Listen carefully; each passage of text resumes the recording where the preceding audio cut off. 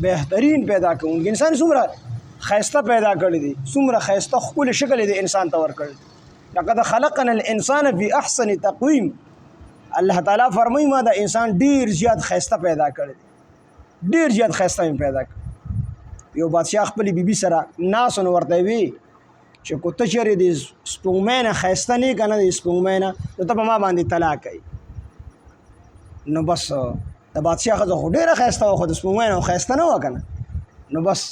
بادشاه ریان شو چې دا ما څه وکړو دا خو ما طلاق ورکړو نو علماو له لړه نو علماو ټولو فتوا ورکړه چې دا ښځه در باندې طلاق کړه امام ابو حنیفه رحمت الله علیه خلک علما به چې ګیر شو نو دوی بیا امام صاحب له تلو امام ابو حنیفه رحمت الله علیه نو هغه له لاړو ورته وی حضرت دا کشن ما ښځې ته طلاق ورکړي دي ما ورته وی چې کو ته د سپوږمۍ نه ښایسته نه یې که نه نو ته په ما باندې طلاق کوې نو خو ظاهره خبره چې زما ښځه د سپوږمۍ نه ښایسته نه ده سپوږمۍ رڼا کوي زما ښځه خو رڼا نه کوي په تیاره کې نو امام ابو حنیفه رحمت الله علیه وی طلاق نه دي واقع شوی ورته وی ولې قرآن مجید کې الله تعالی فرمایي چې ان خلقنا الانسان فی احسن تقویم احسن صيغه د اسم تفضیل لا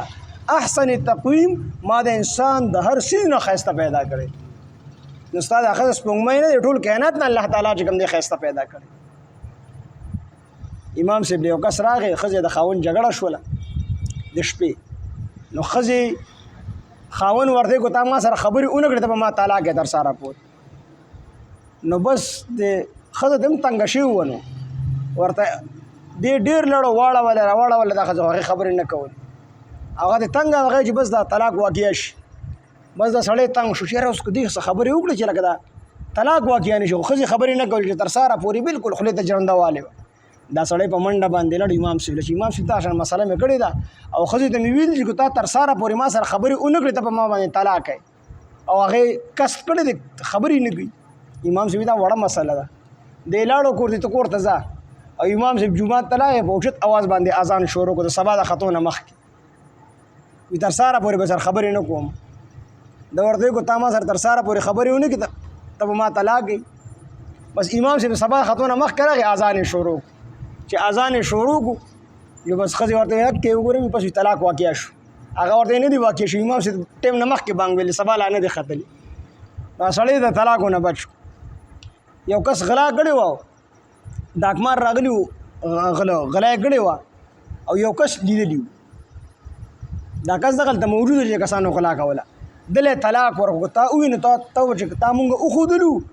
نو په تا باندې به خپله ښځه په دریو طلاقو سره طلاق په زور دې طلاق اخیستي او دا هم مسله ده سړي باندې تا تماچه کېښوده ورته وایي چې طلاق وغورځوه د طلاق وغورځول په لفظ د طلاقو سره نو د باندې بیا ښځه طلاق کېږي طلاق په زور باندې هم کېږي نو د باندې دقه شان دې په زور باندې طلاق کړي خو تا مونږ وښودلو نو بس په تا باندې خپله ښځه طلاق یې د ده نه اقرار واغست دې پولیسو راګیر کو چې لکه سړی خو تا لیدلی دی کسان دې لیدلي دي ما کسان به ښایي او دغه ښودلی نه شو امام صاحب له راغی امام صاحب ته چې دقه شان کسان ما لیدلي دي خو ما ته چې کوم دی طلاق یې را باندې غورځولي دي چې ته مونږ د ښایې نه امام صاحب دا اسانه مسله لمونځ له راځي وي او وي تو په دروازه کې ودرېږي او زه به سره ودرېږم او چې کوم کس راځي زه چې دا دی نو چې کوم ني ته به وایي چې نه دی او چې کوم نو بس ته به خاموش پاتې کېږي نو بس کسان به مو ښه طلاق به مو واقع نه شي چې سهار منزل رالو امام صاحب په دروازه کې ودرېدو یو کس پر راتلو ویدا دی ویدا نه دی چې کوم به وون په هغې به خاموش کېدو نو هغه ټول غلی چې کوم دی په دې طریقه باندې معلوم امام صاحب ورته وی چې دا انسان الله تعالی د هر شي نه ښایسته پیدا کړی